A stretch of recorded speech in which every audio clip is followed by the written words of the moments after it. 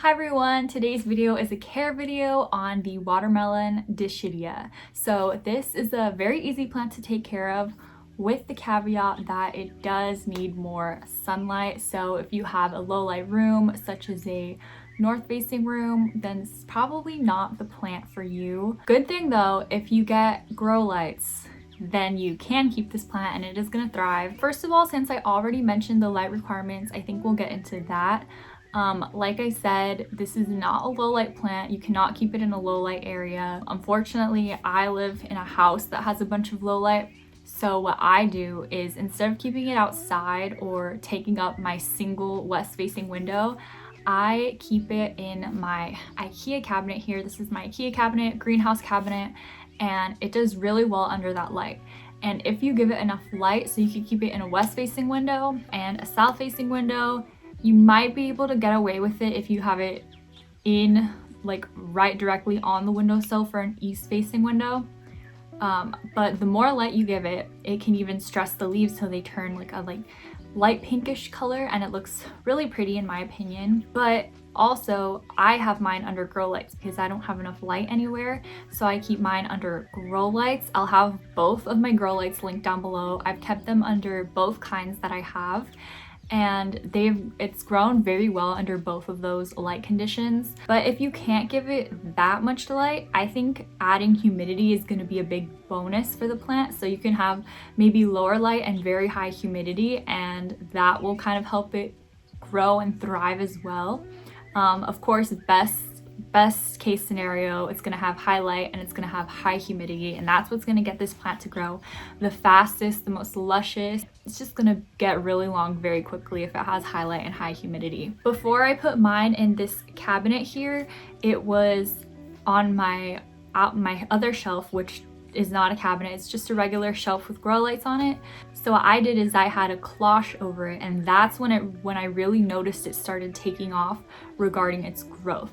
Before I had a cloche over it, I would consider it in medium light, so it was growing very slowly. It was still alive and it was still growing, but it was just very slow going.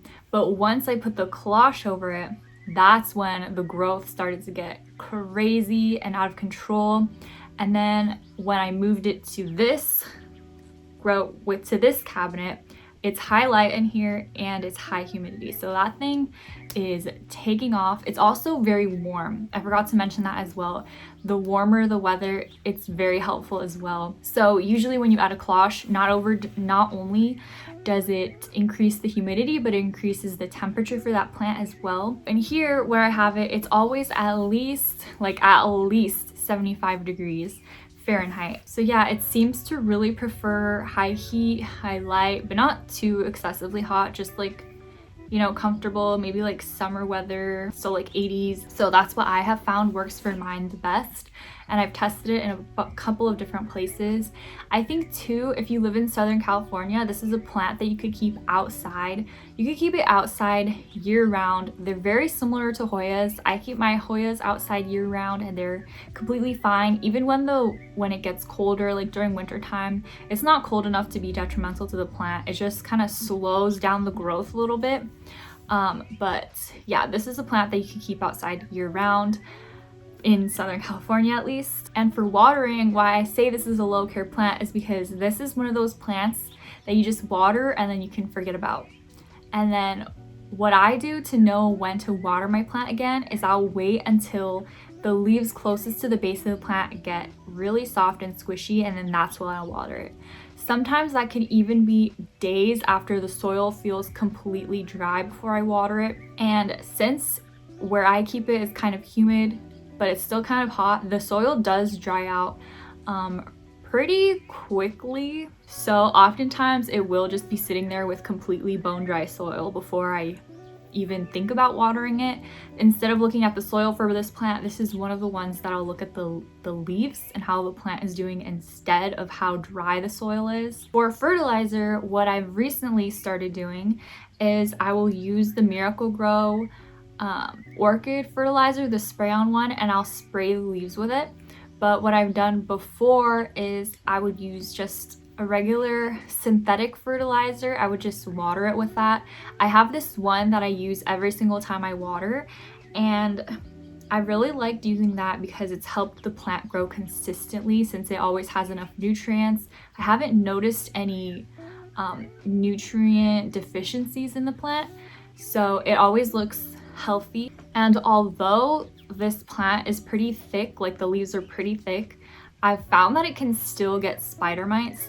Since I have an alocasia in my cabinet, it often gets spider mites and it has spread to that plant before, and I was kind of shocked to see that that kind of plant could get spider mites, but it's definitely gotten spider mites before.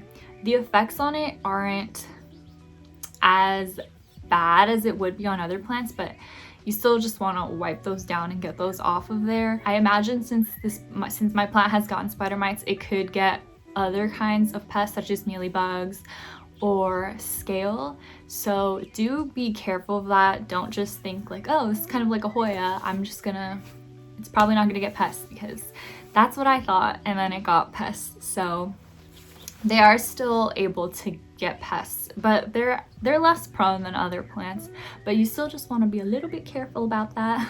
And then for the soil, just classic classic well-draining soil. I would put a lot of pumice or perlite. I would even add sand to the mix to make it grainy, and then maybe some really small orchid bark, like small and chunky orchid bark.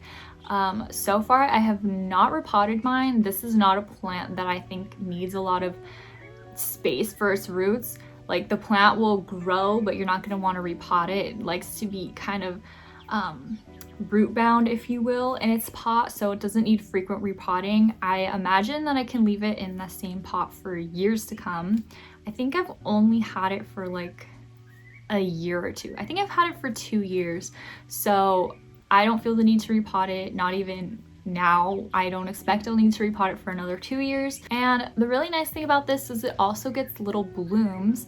They kind of look like Hoya blooms. I'm not sure what they're supposed to look like. I feel like my flowers do tend to die before they open, unless they have opened and I just didn't recognize it as being a full bloom. But they do get little flowers and they're yellow, so they're really cute. This plant can get very incredibly long. I'm so shocked about how long it is. Yeah, that's pretty much all I have to say. Oh, if you repot it, I would recommend repotting it.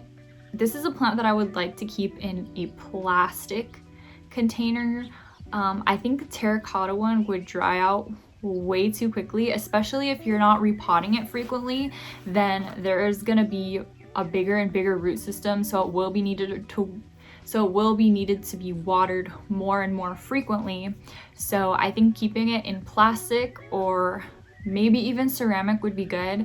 If you're up to it and you are ready for the watering requirements, I do think that terracotta can be okay, terracotta or clay, but then it's not going to be as much of a carefree plant as it would be if it was in something less porous. It does also grow similarly to a Hoya, so it will grow out tendrils without leaves, and then as the tendril grows out, leaves will come in, so you don't want to be cutting those off.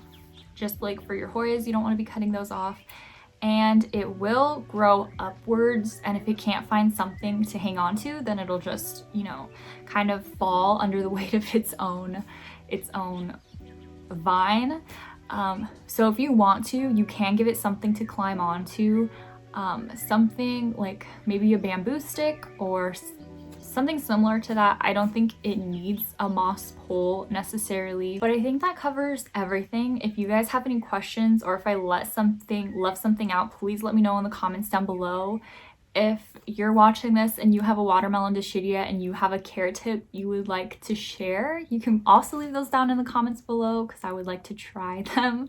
But yeah, that's it for today's video. Thank you guys so much for watching, and I will see you tomorrow. Bye!